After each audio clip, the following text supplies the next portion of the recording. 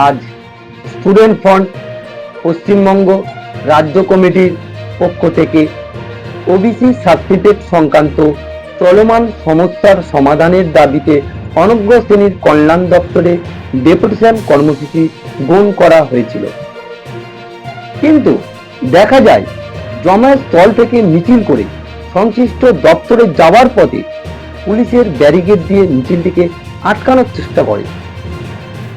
অনেক ধস্তাধস্তির পর সমস্ত ব্যারিকেড ভেঙে স্টুডেন্ট ফ্রন্টের মিছিল অনগ্র শ্রেণীর কল্যাণ দপ্তরে পৌঁছায়।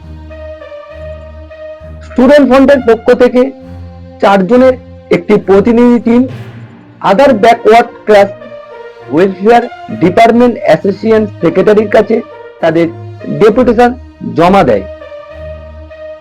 4 জনের প্রতিনিধি টিমে ছিলেন স্টুডেন্ট ফ্রন্টের সাধারণ সম্পাদক রাকেশ বেরা, সঙ্গে ছিলেন সহ সম্পাদক স্টুডেন্ট ফ্রন্ট শেখ রাবি এবং আরো সঙ্গে ছিলেন আলিয়া বিশ্ববিদ্যালয়ের স্টুডেন্ট ফ্রন্টের পর্যবেক্ষক ফারুক শেখ ও ডক্টর সানাউল্লাহ ভাই।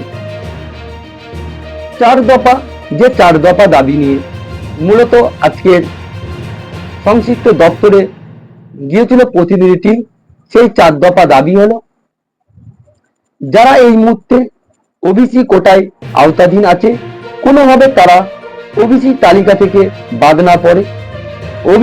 ওবিসি তালিকাকে কারা থাকছেন না, নতুন তালিকা তৈরি করে 1993 সালের অনগ্র জাতি সংক্রান্ত আইনে মান্যতা দিয়ে ওয়েস্ট বেঙ্গল ব্যাকওয়ার্ড ক্লাসের সঙ্গে পরামর্শক্রমে রাজ্য সরকারকে তা জানাতে হবে।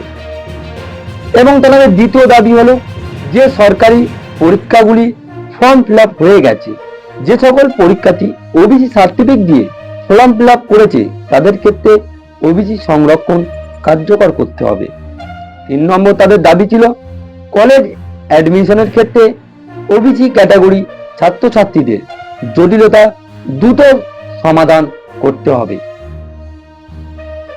4 নম্বর দাবি ছিল স্টুডেন্ট ফ্রন্টের, রাজ্য সরকারকে অবিলম্বে সুপ্রিম কোর্টে রেজিস্ট্রেশন ডিপার্টমেন্ট নির্দেশ মেনে এসএলপি সংশোধন করতে হবে এবং সুপ্রিম কোর্টে মামলাটি যেন দ্রুত শুনানি হয় তার পূর্ণ সহযোগিতা করতে হবে।